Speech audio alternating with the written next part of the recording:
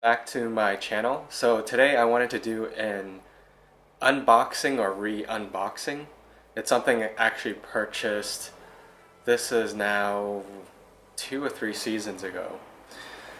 So I've actually haven't used it yet. So it's still in the box. I've taken it out obviously to look at it and to take some pictures of it.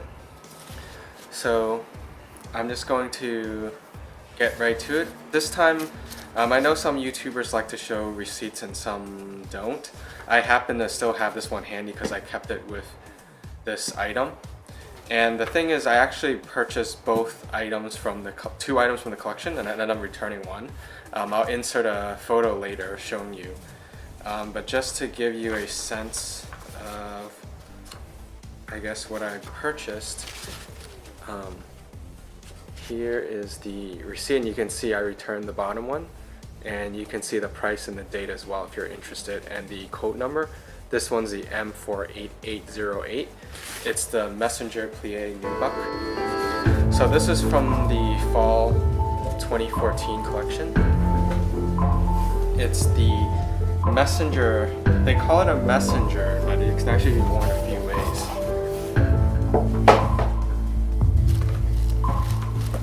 I kept the string that they used to tie the box in as well. This one comes in a drawstring bag. I thought they did away with all the drawstring, so I'm not sure if this one was a leftover in terms of the dust bag, or maybe they still use dust bags for runway items. So the item I want to show you is I had some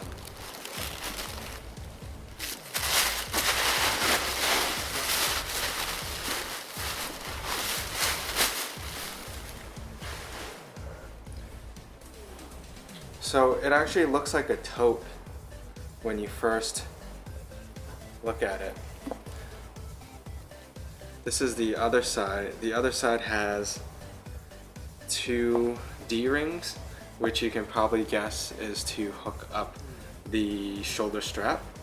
This leather is the Epi, but it's Nubuck instead of the smooth leather, and the difference between Nubuck and suede is that suede is the back side of leather, while Nubuck is actually still the front facing side, but they've sanded off the surface so you get that kind of matte finish. And there's some kind of pros and cons, but in general Nubuck is more expensive than suede because of the treatment. I think it's supposed to be more water resistant because suede can water spot really easily. So feature, kind of the first thing you see are these metal handles, and these are actually it's a design from their luggage. You see in some of their older luggage they have these handles in leather on the sides, and that's how people carried the luggage, those the hard-sided luggage. And inside it's really just like I said, it's just a tote. I'll be showing you a tour of the inside of the bag more closely. Here's where the tag is, where you can see it's made in Italy, and it actually has the season. So this is from the autumn-winter 2014 collection. It has the one large zip pocket that I talked about earlier, and it has two pockets on that side, and it has a larger pocket on the other side. So inside the pocket there's two things. One is the material tag, so it's the Nubuck calfskin and calfskin interior textile lining, and then it has this booklet.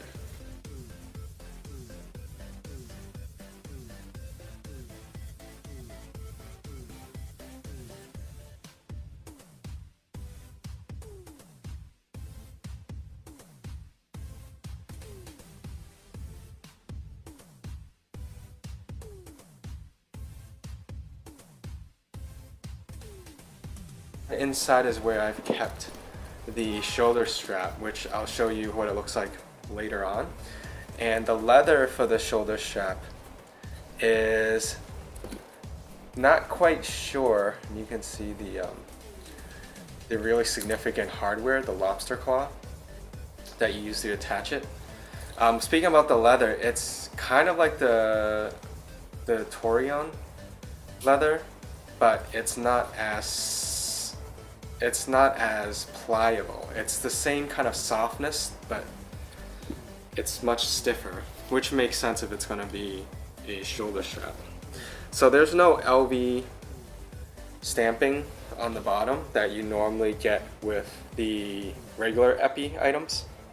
And you'll see this kind of stitching is a design motif that Kim Jones has introduced.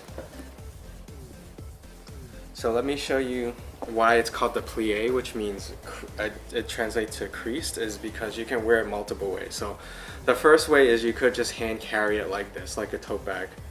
But when they actually show it on the runway, they actually fold it down and you still get the metal hardware effect. And you could carry it under your arm, or of course, what I was talking about earlier, you can use the D-rings.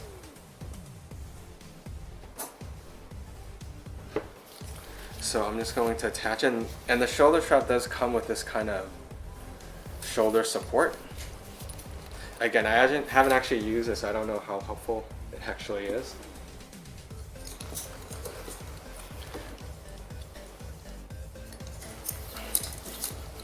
So that's kind of how it looks like with the shoulder strap on. Oh, and on the bottom there's no feet, but there's the two leather panels, which is the same leather as the strap, and you get the X stitching.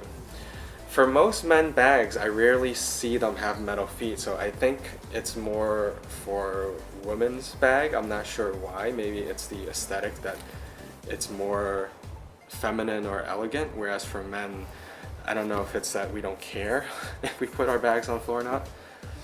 But I mean, this bag, I think it looks best folded, which is of course why they presented it this way and why it's called the plié.